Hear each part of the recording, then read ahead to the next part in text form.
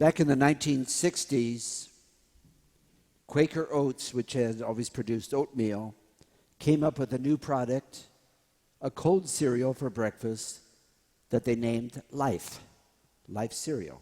It's still on the market today and does very well. But it didn't start off so well, and a few years later, they came up with a commercial. And the commercial featured three boys, brothers, sitting there at the breakfast table. And the oldest brother has the bowl of cereal, and he says, I don't want to try it. Pushes it to the next one. I don't want to try it. They push it to the little one on the end, and Mikey. And so Mikey starts eating it, and they said, Mikey likes it. Mikey likes it.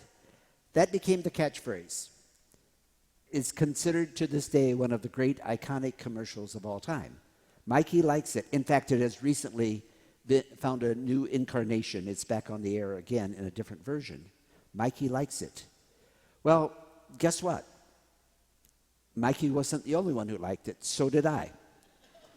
I ate Life cereal with regularity.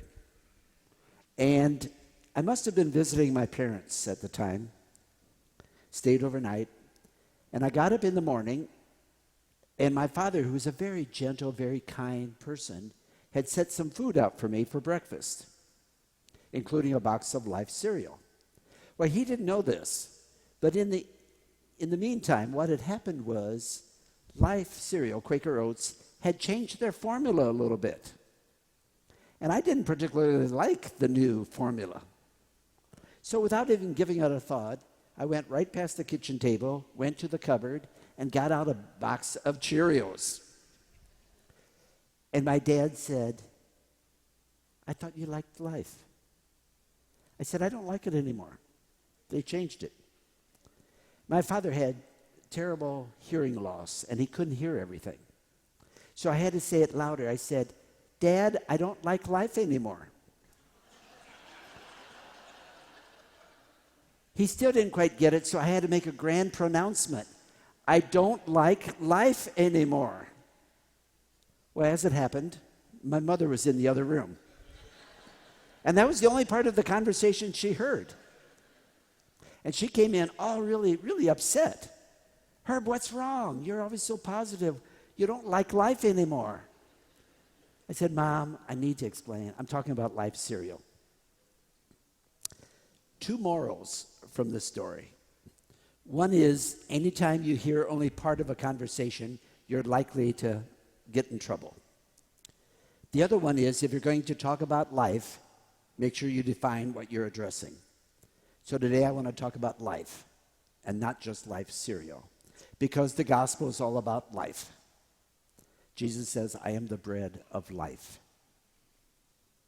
Now, this passage, as I said at the beginning, is a continuation from Jesus multiplying the loaves and fish.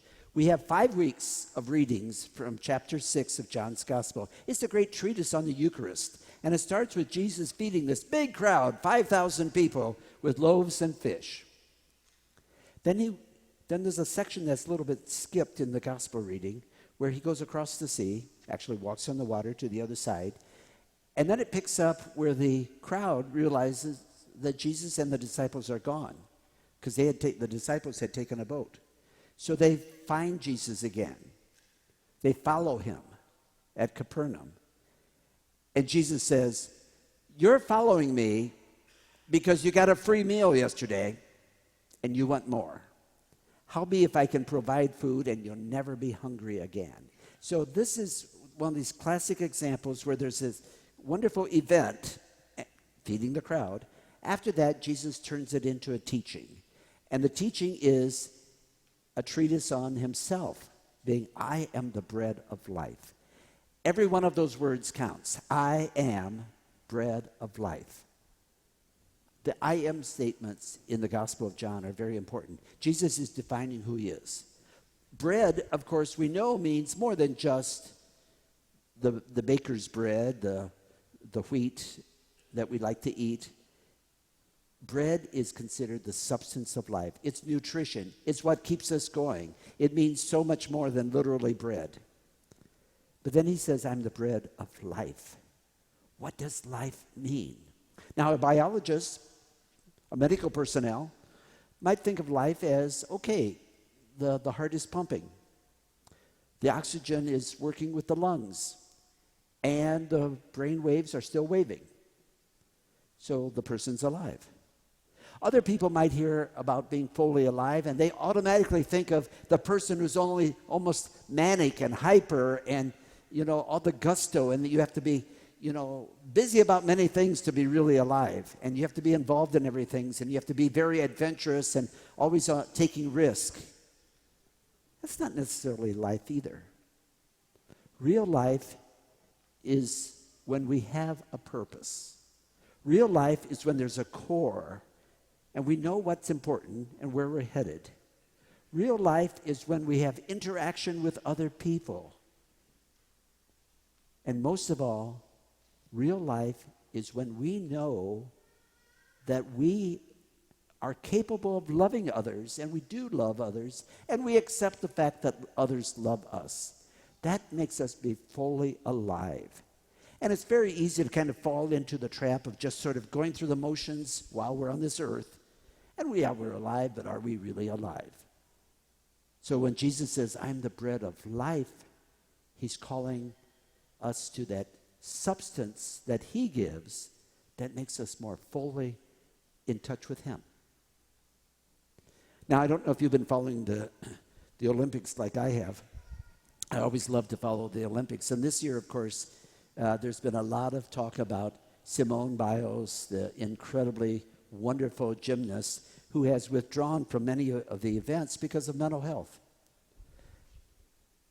Lots of people throughout the world, other athletes of different sports and her own sport, her teammates, her family, her friends, many of fans and lots of others who were concerned have supported her and encouraged her and said, we don't totally understand, but we do know that you need to take care of yourself.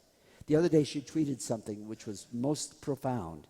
She said, for the first time in my life, I'm discovering that people love me for who I am. And not just because I bring home the gold. And isn't that a lesson every one of us needs to learn at some point? That we are valued for who we are and not for just for what we produce or for what we accomplish.